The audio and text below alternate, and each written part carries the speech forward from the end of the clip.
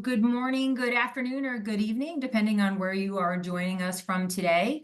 My name is Julie Dahlquist, and I'm the Senior Associate Director of Admission for the Yale School of Management, Masters in Asset Management program, and I'd just like to welcome you and thank you for being here today. Today's event is a master class featuring one of the founders of the Yale Masters in Asset Management program, the Dean Takahashi Professor of Finance, Tobias Moskowitz. To provide just a bit of background, Professor Moskowitz was previously the Fama Family Professor of Finance at the University of Chicago Booth School of Business. He serves as a research associate for the National Bureau of Economic Research and is a former editor of the Review of Financial Studies and is current associate editor of the Journal of Finance. His research studies financial markets and investments, including the behavior of prices and investors. He has explored topics as diverse as momentum in stock returns, biases in investment portfolios, the social effects of bank mergers, and mutual and hedge fund performance, and the economics of sports, just to name a few. And finally, Toby also serves as the principal at AQR Capital Management. He is busy, to say the very least. Thank you for your time, Toby, today. One quick programming note before I turn it over to Toby, there will be a Q&A session followed by Toby's remarks. So at any time during the presentation, if you have a question you would like Toby to address, please enter it into the question box or the Q&A box, and I will forward those on your behalf. We will try to get to as many of those possible prior to the end of the event at 12:45. So with that, I will turn it over to Toby. Thanks so much. Thanks, Julie. So thanks everyone for joining.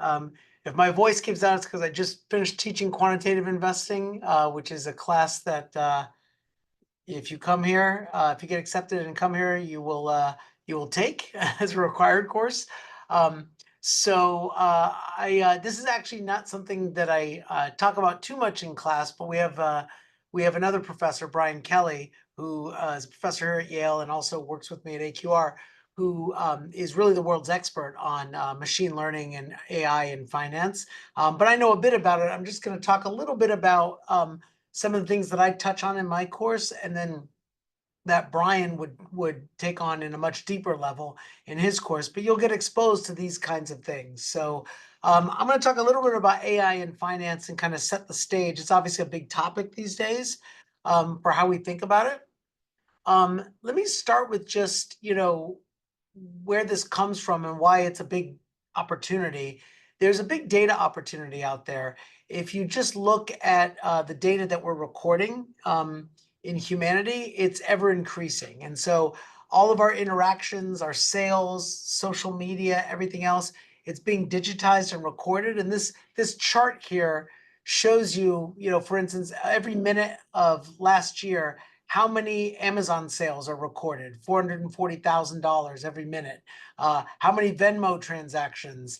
The number of Zoom meetings. Even dating in terms of user swipes from Tinder and Snapchat and Instagram, and all of this stuff is being recorded, and it presents a really big data opportunity to take and harness that data and use it for what we care about, which is asset management. So a lot of this data, though, however, is unstructured. It's got it doesn't have any economic content to it unless we put some structure on it. It's typically text, image, and video, which requires a way for us to quantify it and process it. And so, largely 90% of it is not traditional data we would use in asset management. It's not numbers, it's not forecasts, but it's really just text and video. So the innovation that makes using this data possible, or being able to relate it to things we care about, like the earnings of a firm or its risk or other sorts of things, is using techniques called machine learning. Now, let me talk a little bit about what machine learning or AI is, because there's a lot of misconceptions about it. First of all, we're talking about this massive growth in new techniques and new concepts called machine learning and AI. But we've been here before. If you go back centuries, there have always been major innovations in data technology. So, you can think of the invention of calculus and lots of other mathematics, probability and Bayes' theorem, which happened more than 200 years ago. Those were innovations in technology, different technology than we talk about today, but those were major breakthroughs in how to process and deal with information. And we've experienced this throughout history, including the invention of the first computers in the 1950s and 60s, as well as many other innovations. And in fact, the techniques that we use for machine learning were actually invented in the 1980s, but we just didn't have enough computing power to be able to make them useful. What's changed today is with cloud computing and with processors being fast enough, we can now apply some of those methods to data, and we have enough data to do it where we can make this usable. Okay, but the ideas have been around for a long time. Now, what do we mean by machine learning? Why is this a game changer, a different way of thinking about the world? Well, the way I was trained, and I'm dating myself now, but when I was trained in computer programming or computer science in general, it was really about computer programming, which is different than machine learning. And let me explain the difference. For instance, if I wanted to ask, is this a valid email address? This is my email address at Yale, for instance, and it is a valid email address. Email has a certain set of rules. It's got to be upper lowercase letters or digits, followed by an @ symbol, no special characters, and then it needs to have a valid domain name like yale.edu. There's a set of rules that I can write down, and then traditional computer programming was a set of if-then statements that said, if this is true, then it follows that it's an email address. If this is false, then it's not an email address, and you can write those down. That's a very simple way to program, what's a valid email address or not. An alternative to that is to have the machine figure out the rules. This is what machine learning is. And the way the machine figures out the rules is if I send it a list, a massive list of valid and invalid email addresses. You can see here the zeros mean it's not a valid email address. The ones mean it is valid. Then the computer figures out its own rules. And the way it does this is it tries lots of different, it parses those email addresses and figures out all different combinations of the various things it sees. And then it tries to relate what sets of characteristics make up a valid email address by giving it lots of examples of what's valid, and what combination of things make it invalid.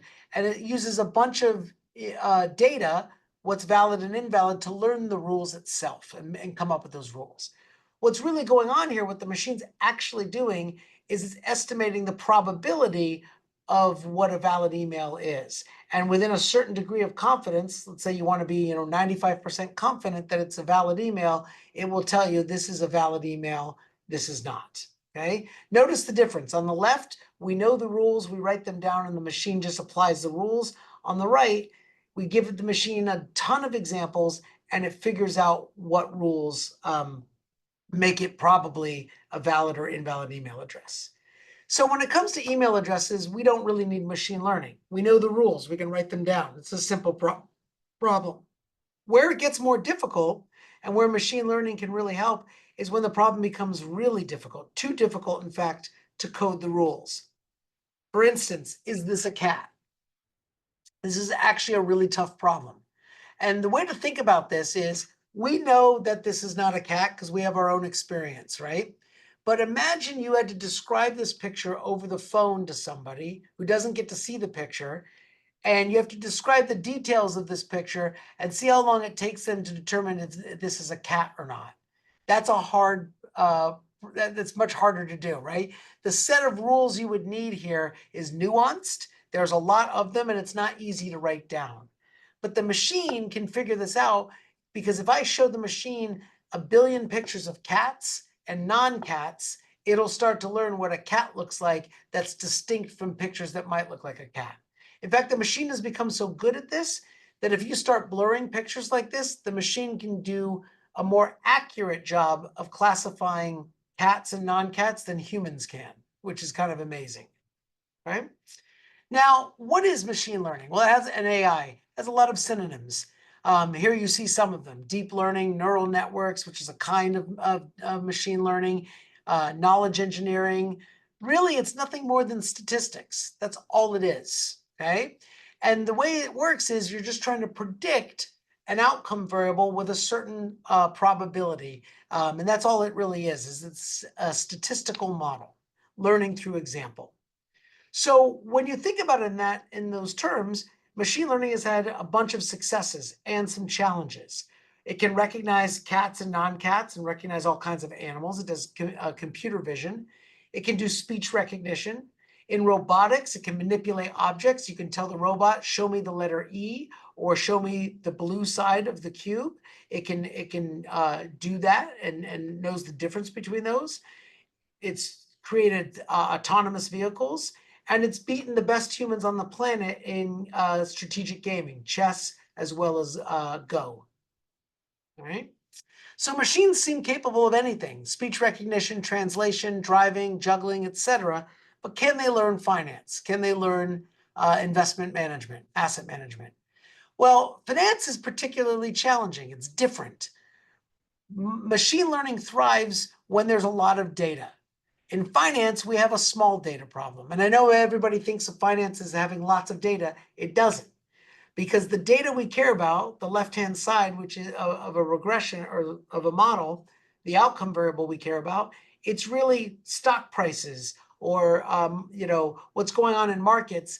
That's actually a small data problem, because every day the market opens is a new data point and conditions change, and I don't get to see that repeated experiment. I don't get to go to the NYSE and say, please reopen the stock market again so I can get more data. But when you're talking about like self-driving cars, all I have to do is put the cart on the road again for a few hours, and I instantly create billions of more data points.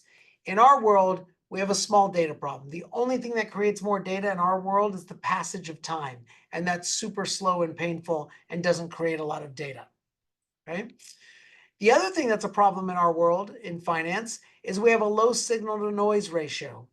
In other words, markets are non-stationary, they're evolving and they're dynamic, and they're highly competitive. So we're always going to live in a low signal to noise ratio environment because markets are relatively efficient. Meaning, if I find something that predicts stock prices really well, it gets competed away very fast. And so in markets, you generally have a lot of noise and very low signal. And when you even find a signal, it disappears quickly. That would be like trying to guess trying to figure out, is this a cat or not cat? But while you're figuring out, as you get better at figuring it out, let's suppose cats were able to camouflage themselves or change what they look like. That would be a much more challenging problem. That's the world we live in financial markets. Things change, they evolve, and they evolve and change precisely because we're trying to predict them. That's what makes it super hard. Okay? So what do we do? Well, that doesn't mean we can't use machine learning. It means we have to think very carefully about how to use it. The importance of putting on structure and priors for machine learning is actually critical. Otherwise, you end up fitting more noise and not enough signal. Okay? So we worry about overfitting, for instance. Overfitting means fitting errors or fitting patterns in the data that aren't true and not fitting signal. Okay? We also care about interpretation. We don't just want to know why, we don't just want to know that the machine can predict. We also want to understand why. At its core, financial economics is a subfield of economics. We care about the economic mechanisms that are behind the patterns we find. Okay? We want to make useful decisions. Without understanding the interpretation, and if we're just fitting noise, we're not going to make good decisions. We need to make useful decisions. Okay? Here's an example of a machine solved problem that isn't very useful. Fox Sports, about a decade ago, not quite, used their new machine learning algorithm to predict predictions to a baseball game. And this is what the machine came up with. The keys to winning the game are to outscore your opponent. In this case, it was the Colorado Rockies. And the home team, which was the San Diego Padres, just in case you're sure that won't work, or just in case you want to be sure that it'll work, they're undefeated when they outscore their opponents. Both those statements are true. They're just not very useful in terms of how to win the game. Yes, we know we have to outscore the opponent. How do we do that? The machine doesn't understand the difference between those until we tell it. So how do you implement machine learning in financial applications? Well, it's going to be a mix of data and a mix of models and structure. Okay. When you have no data, you typically fill that gap by relying more on theory, logic, intuition, in our case, economic models. When you have an infinite amount of data, you don't really need to know the structure. The machine can learn very fast and will learn well. Our world is in between these two. We have some data, so we need a lot of theory. And what we do is we create theories to look at the data, and then that data informs us about the theories and causes us to produce better theories. So we're constantly going back and forth between these two things. Okay, so back and forth between theory and data, letting theory guide us on interpreting the data and letting the data inform us about developing better theories. And we want our decisions to be robust to both. If we make a decision that with a slight change of data causes us to make a different decision, that's not very robust. If we make a decision and a slight change to our theory and beliefs causes us to make a very different decision, that's not a very robust system. We want this to be robust, where the theory and the data are matching up and our decision based on small tweaks to either doesn't change all that much. That's what we mean by a robust decision, one that we think is fairly stable. Now, what are some of the challenges and opportunities when you apply this methodology? Well, we want to unlock prediction in low signal to noise environments. We want to provide interpretability, and we want to be able to harness unstructured data like text, web, audio, and video.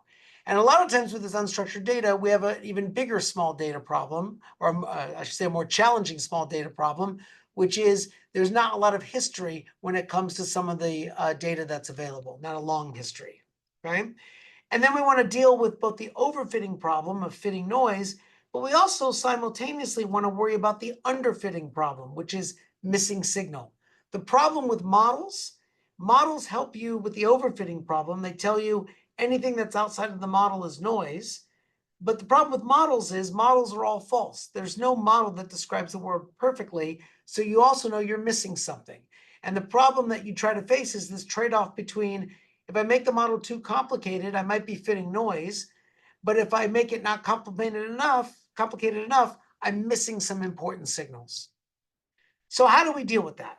Well, if we take a look at this chart, on the y-axis is how predictable our task is. And on the x-axis is the amount of data we have. So let's take something extreme like ChatGPT. ChatGPT is designed to predict language or really simulate a conversation. Language is very stable. The amount of words we use as humans is not that varied. There's a lot of words in the English language, for instance, but the number of words that we actually use in regular conversation is not that many. Also, language doesn't evolve very fast. It's pretty easy to predict how language responds. It's very stable. And we have an absolute immense amount of data on language. So if you look at the old ChatGPT 3, that was a language model that estimated 175 billion parameters. And so we have a ton of data and it's easy to predict. That's a case where you want a very, very complicated model with a lot of parameters. If you look at our world, financial return prediction, we're in the left bottom corner. It's very hard to predict because the signal to noise is very low and we don't have a lot of data, which makes this much more challenging. Okay, we're not going to be able to estimate 175 billion parameters, not even close. Okay, now most of the applications that you see right now using machine learning in finance are applications about finding alpha, return generating strategies that are uncorrelated to other things. Okay. Now, how do we find alpha? Well, I'm going to talk about two things here, three things really, but let's start with the first two. One is let's start with what we already know and use machine learning to improve it. The second, and then this is important because you find lots of hidden interactions and nonlinearities between different pieces of information using these techniques. A second application of machine learning is to quantify new data, unstructured data, like the text data I was mentioning, using natural language processing and large language models to actually take data that we've never used before and apply it in our context. And then the third thing is using machine learning to build not small models, which we've typically been biased toward in our field, but large models, more complex models. And I'll show you the virtue of complexity and why that's actually something that is a game changer in our field in asset management using machine learning. So let's start with the first one. how do we use machine learning to improve on what we already know? First of all, in our field of finance, we've got 60 plus years of academic work finding signals that predict returns. Okay, and what we want to do is be able to use them better. So the way we can do this is use machine learning to find better ways of combining what we already know work.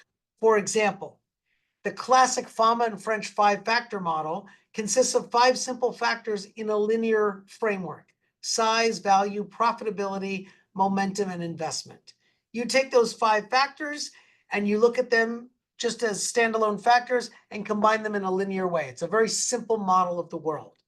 But we could take those same 5 factors and instead look at millions of different possible combinations of those 5 factors, not just in linear ways, but nonlinear ways and different interactions between them. And we can improve upon those 5 basic ideas, but in more nuanced and more sophisticated and complex ways. And that's one of the things that we can do with machine learning. A second thing we can do is apply machine learning to quantify text data and use it to enhance what we already know. Things, and there's a bunch of papers here by my colleague Brian Kelly, who you'll all get to take a class from if you come here. I've got small contributions here, but taking text analysis and quantifying it and using that for investment problems, okay? And then as an example of this, if you take a look at, the way we used to approach this was before machine learning techniques like large language models, we could take text data and we would just count up the number of words, what's called a bag of words strategy. Add up the number of words, like, in this case, bird, and just count if that word shows up a number of times, then we use that as our signal, right? Versus how many times the other words show up. But now we can do so much more than that. We can actually put those words in context with large language models and actually makes much stronger signals. So as a simple example, a very old and well-known trading strategy in hedge funds was if you looked at 10K reports, if you looked at the number of footnotes and how large they were, that was a bad sign. Anytime a company is over-explaining what they're doing, that usually means they're trying to explain away bad performance. It's a bad sign. Things are worse than they seem.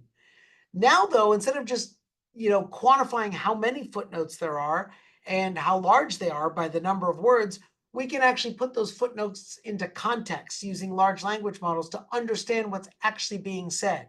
In some cases, a lot of footnotes and a lot of words aren't necessarily a bad thing. It depends on context. And so you have a much more precise signal. And as an example of this, this paper by Chen, Kelly, and Zhu shows that you can predict returns much better using large language models than just a simple bag of words concept. And so already you're seeing vast improvements in our ability to predict markets, just having better tools and better analysis. Okay. Now, the virtue of complexity is another idea where it seems to turn its classic statistics on its head. We are biased in our field to using small models because we like parsimony. We worry about overfitting, okay? We're worried about fitting noise. But modern machine learning wants to use large models, okay? And there the concern is not overfitting, but it's worried about underfitting. And this is where things have changed, okay? And what you end up doing is using a bit of both. Use large models to try to capture as much signal as possible, but you apply what we call regularization or penalty or shrinkage techniques that are designed to penalize effects that you think are noise. And structure here is really important, okay? Now, when you put this all together, what you're really trying to do is you'll have a model that looks like this. Suppose I think that returns are related to some signals G, but I don't know what the functional form is. I'm going to tell the machine, look across a bunch of different functions, some linear, some quadratic. I can specify thousands of different functional forms that I'm allowing the machine to look at. In addition, I'm going to allow it to look at combinations of the G's, of different signals. The signals could be accounting ratios. They could be, the length of footnotes. They could be all kinds of things that I put into the system. And then what the machine does is it looks at for all kinds of combinations of these things through all different functional forms to try to predict the outcome variable, which is future returns, that red dot there on the right. And what you're trying to do here is create a set of models that are designed to predict the outcome variable you care about, being as flexible and as complicated as you'll let the machine be. Everything's supposed to be out of sample prediction, okay? When you do this, you find some interesting discoveries. For instance, go back to the Fama-French factors. We know value and momentum are two characteristics that predict returns, and we typically combine them in a linear way, which you see on the far left here. But in the middle, the machine recognizes that it's actually nonlinear, that deep value, so stocks that are very cheap, in other words, very high book to market, or very expensive, very low book to market, they actually have even more extreme returns. So rather than model this in a linear fashion, you want to account for the nonlinearities in the tails. And then if you add to that momentum, whether things are trending upward or downward, you get these really cool interactions that exacerbate the nonlinearities. The classic Fama-French model just treats everything linear on the left. A machine learning model takes into account these extremes and these nonlinearities and these interactions and predicts things much better. And you can see here the proof. The dashed line there is what you get from a simple optimal portfolio of just using the 5 Fama-French factors linearly. The red line is what happens if we let the machine overly complicate things by looking at all possible interactions between these things and estimating more parameters than you have data.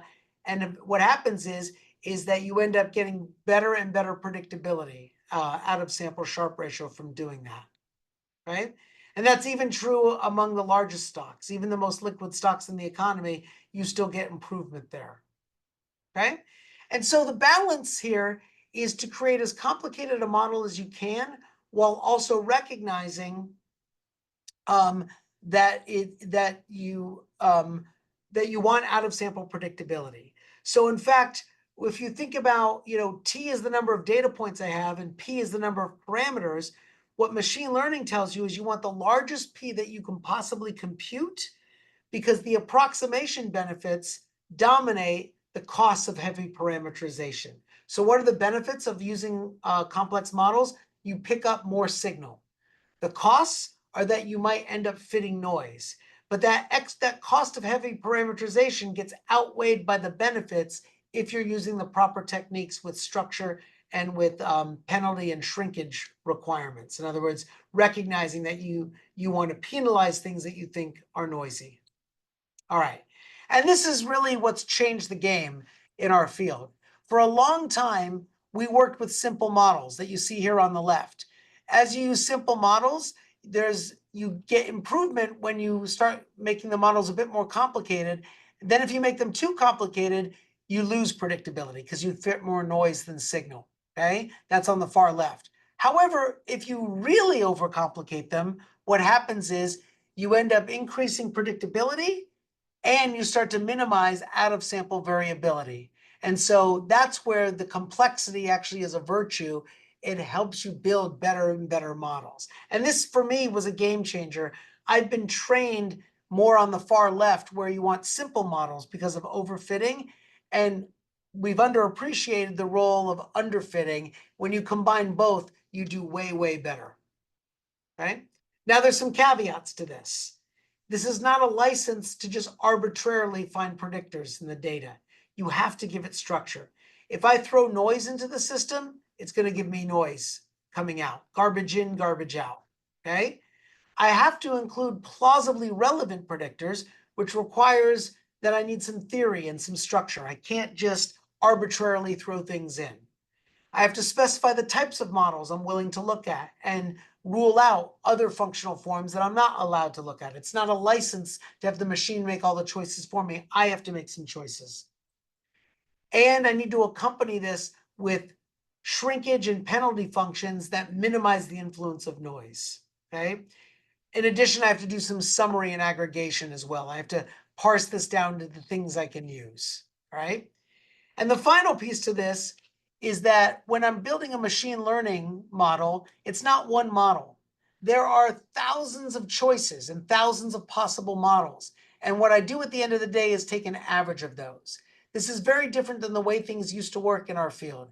It used to be that we worked on what was the best model. I believe this is a true model and this is a good approximation to that model, and I pick one model from a candidate of other models. With machine learning, you don't do that at all. You look at thousands of plausible models.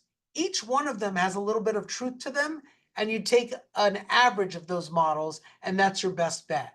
Now, it's a very clever average. It's an average that puts more weight on models that capture more truth and have less noise. Or it's an average that places more weight on models that are more valuable in terms of the thing we care about. So the machine is implicitly averaging those in a clever way, but it's an average of thousands of possible models, varying the parameters of those models. Okay. And the final thing I'll say is most of the applications, certainly the ones I've talked about today, focus on using machine learning to predict alpha, to predict returns. But some of the most interesting uses, I think, are going to be using machine learning to predict things other than returns, like liquidity, trading costs, risk, and even portfolio implementation. So this is now being used not just to predict prices or predict returns, but also to capture risk, to predict trading costs, to capture liquidity and predict liquidity. Those are all things that you can use machine learning techniques to do. And that's just being worked on right now. So just to conclude, and then we'll have some time for questions, the ideas here are not evolutionary, okay? The ideas here are not revolutionary. They've been around for a long time, all right?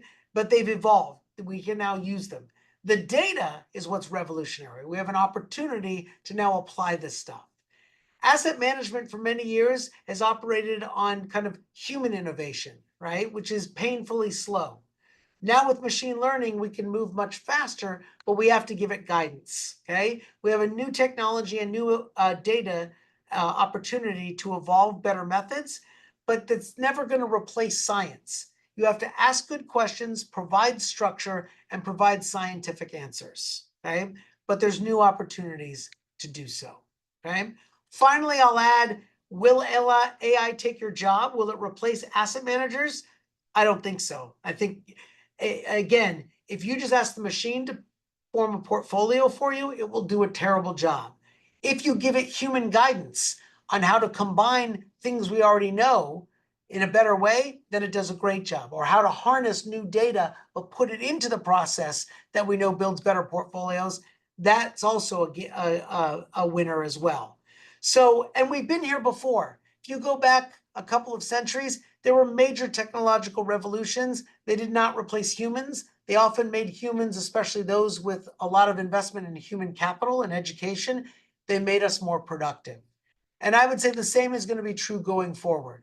Even though for centuries people have claimed that technology will make us dumb, here's a famous quote: "It'll create forgetfulness in the learner because they will not use their memories. It'll impart not truth, but only the semblance of truth. Those who adopt it will appear to be omniscient, but will generally know nothing. It's a show of wisdom without reality." Do you know who this quote's from? It's from Plato, okay? And it was what was said about written language. That didn't have the effect that Plato thought. It made smart people smarter. It made their ideas more disseminated through the population. It improved society. I suspect AI will do the same. So I think we'll probably be all right. So let me stop there. Those are some of the applications of machine learning in the context of asset management. You'll get exposed to some of that while you're here. And now I'm just going to go to the chat and see if there's any questions here. So the first question is about how would alpha be viewed, especially now that there are so many focus on quantitative investing and asset management. Not sure what is meant by that, other than I think you think of alpha as a way to predict returns that's new, that's uncorrelated to other things that people have tried. In quantitative investing, that's the name of the game, is to come up with new signals and new models that predict returns that other people haven't thought of or that aren't captured by most people's portfolios. So I think, the search for alpha has intensified as machine learning has been adopted at a lot of quantitative firms. And then another question is, how do practitioners ensure their buy-sell decisions generated from machine learning do not result in crowding amongst peers in markets? Well, this is why I don't think the machine can do this. You need human input. So not everybody's using the same model. Well, what we do at AQR is we have economic insights and structure that guides our machine learning effort. But I'm sure that's very different than the machine learning effort that's going on at, say, Bridgewater or Citadel. I think we're coming up with very different models, not necessarily the same models. However, I will say, if we're all talking about the same signals and publishing it, so a lot of us want to keep it secret, then eventually a lot of those signals become public knowledge and you do get crowding. But that's not really anything special to machine learning. That's always been the case. If I knew about something 30 years ago and nobody else did, I would make returns and nobody else would. But as soon as everyone else knows about it, it gets crowded and it goes away. So that's always been the case and it will continue to be the case. Okay. Another question that came up, this is a good question, is the black box problem still there? It can be, yes. One of the problems with machine learning is that when the model gets more complicated, it becomes more difficult to explain. And so you lose some economic insight, you lose the ability to make inference. That is a drawback. What I think is the best approach for a number of reasons is you have economic insights that guide your machine learning. The machine finds patterns that are consistent with those economic insights that maybe you hadn't thought of. Maybe you don't fully understand those patterns, but you do understand the economic insights. And that's kind of a good mix of the two worlds. But you're right, there's a little bit of a trade-off here, which is, take nonlinearities. They're more difficult to understand. And so then that becomes, you want to work hard at trying to provide intuition for that. And then there's a question about being bound by the past, looking in the rearview mirror. Quant models obviously can only take into account that's not actually true. Quant models can do more than just take into account what's in the past. Yes, we tend to estimate our models through historical data, but what do you do about things that haven't happened yet, like COVID or like the peso problem, a crash in the currency that we haven't seen yet? Well, the way to do that is to simulate those possibilities. So if you want a very robust model, you parameterize it using data from the past, but you can test it or stress test it using made up data where you inject a crisis or a crash or something that you never thought of to see how robust it is to those things. You clearly can't predict those things, but you can see how robust your model is to things you haven't anticipated. And then, of course, you could try to even estimate things that are inherently unpredictable by looking at other cues, social media or other things in society that maybe give you a small edge at predicting. You couldn't predict COVID, but you might have predicted pretty well. I have even a paper on this, how the spread of COVID, where it was going to go next. Okay. And so that's where you can get some predictability, even though you couldn't predict the event itself. Okay, let's see. Let me take a look here at some other questions. Yeah. So one question is, how do you explain complexity as a virtue in machine learning and differentiate that from multiple linear regressions? Well, again, you have to give it some truth. Think of it this way. Imagine I know the truth, I know what the model is, but I don't have enough data to estimate it. If that's the case, I want to overfit that model to the data, but I have to have the assumption that I have some truth there. If I don't know if the model's correct, if I think it could just be noise, then this is a bad idea. So I have to start off from the premise of I have some truth there, and I'm letting the machine refine that truth and get to it. All right. If I just have noise and I'm not sure whether this is right or not, this is not going to be a good use of machine learning. It's going to fit more noise, and I'm never going to know whether I have truth or noise. It's different than multiple linear regression. Multiple linear regression is just adding variables. A lot of what machine learning does is the variables stay the same. I'm just interacting them and looking at different functional forms of them in many different ways to get at a better predictability. So I'm complicating the model, but I'm not necessarily changing the variables. I can also add variables to it as well, but I want to do it under the guidance of the economic theory, right? And then there's a question about, has AI changed the way universities and endowments practice asset allocation? I would say not yet. We had Matt Mendelson, who runs the Yale Endowment, come speak to us a couple of weeks ago. And he said, AI is something they're looking into. It's a great way to kind of harness data, and it can even help them on their day-to-day in terms of producing reports and other things. But at the end of the day, it's going to be a tool that you use to enhance what they do on the asset allocation side. It's never going to replace it, because at the end of the day, the machine needs guidance from humans. Otherwise, it's just going to be chasing noise.